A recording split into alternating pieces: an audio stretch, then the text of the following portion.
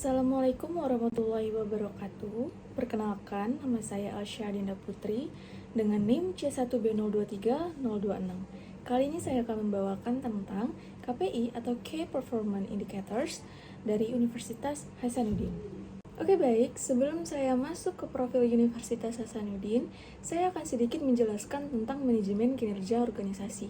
Nah, manajemen kinerja organisasi itu sendiri adalah proses sistematis yang digunakan untuk memastikan bahwa seluruh elemen organisasi, baik individu, tim, maupun unit kerja, berkontribusi secara efektif terhadap pencapaian tujuan strategis organisasi. Mari kita sedikit memperkenalkan Universitas Hasanuddin. Nah, Universitas Hasanuddin ini kerap disebut UNHAS. Universitas Hasanuddin merupakan sebuah perguruan tinggi negeri di Makassar, Sulawesi Selatan yang berdiri pada 10 September tahun 1956. Awalnya, UNHAS dibangun di Baraya. Namun, pada awal 1980-an, UNHAS dipindahkan ke Tamalan Raya. Sejak akhir 2006, fakultas di Universitas Hasanuddin bertambah satu, yang merupakan pemekaran dari Fakultas Pertanian dan Kehutanan, yaitu Fakultas Kehutanan.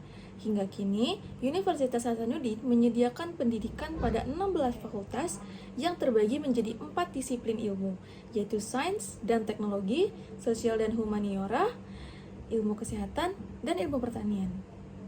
Ini dia paparan gambar dari indikator kinerja utama pada Universitas Hasanuddin. Dapat saya bacakan.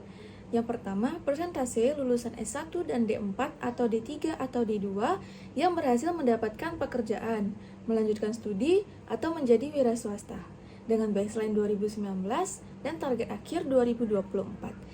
Di ke-6 tahun ini, pada tahun 2024, merupakan presentasi paling tinggi bagi para lulusan yang berhasil mendapatkan pekerjaan, melanjutkan studi, atau menjadi wira swasta. Dan di tahun 2020, menjadi presentasi paling rendah bagi para lulusan yang berhasil mendapatkan pekerjaan, melanjutkan studi, atau menjadi wira swasta. Selanjutnya, yang nomor 2, persentase lulusan S1 dan D4 atau D3 atau D2 yang memperoleh minimal 20 SKS di luar kampus atau meraih prestasi yang paling rendah di tingkat nasional. Di ke-6 tahun ini, pada tahun 2019 merupakan persentase paling rendah dan persentase paling tingginya jatuh kepada tahun 2024.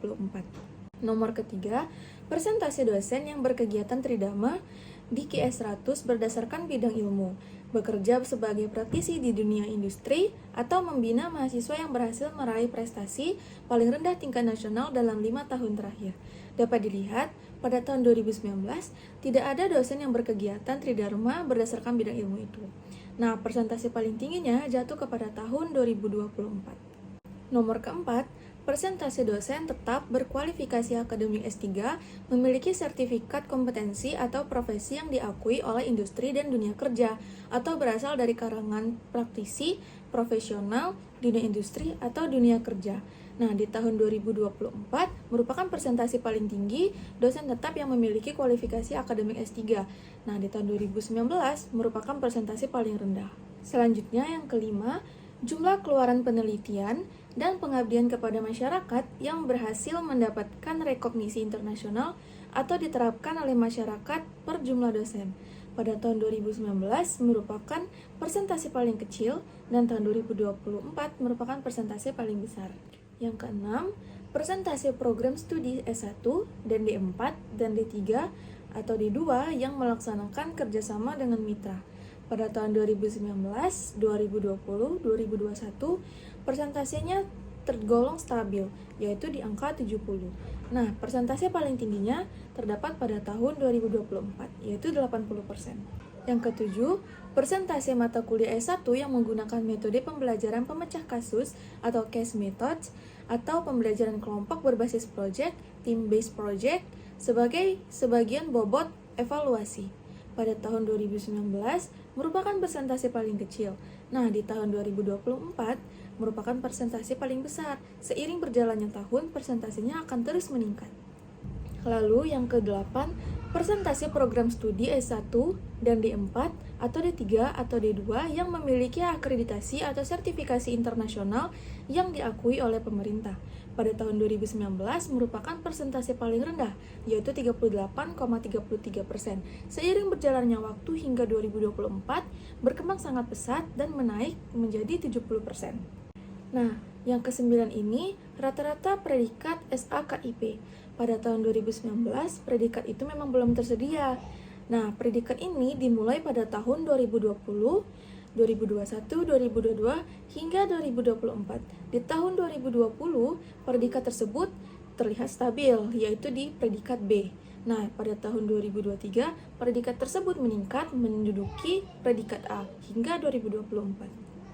Lalu yang terakhir, rata-rata nilai kinerja anggaran atas pelaksanaan RKA, K atau L.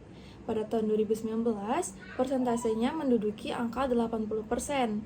Nah, seiring berjalannya tahun, pada tahun 2020 hingga 2024 mengalami peningkatan pesat, hingga 2024 menduduki persentase 95%. Berakhir sudah penjelasan tentang IKU atau Key Performance Indicators ini. Terima kasih sudah mendengarkan. Maaf jika ada salah kata. Assalamualaikum warahmatullahi wabarakatuh.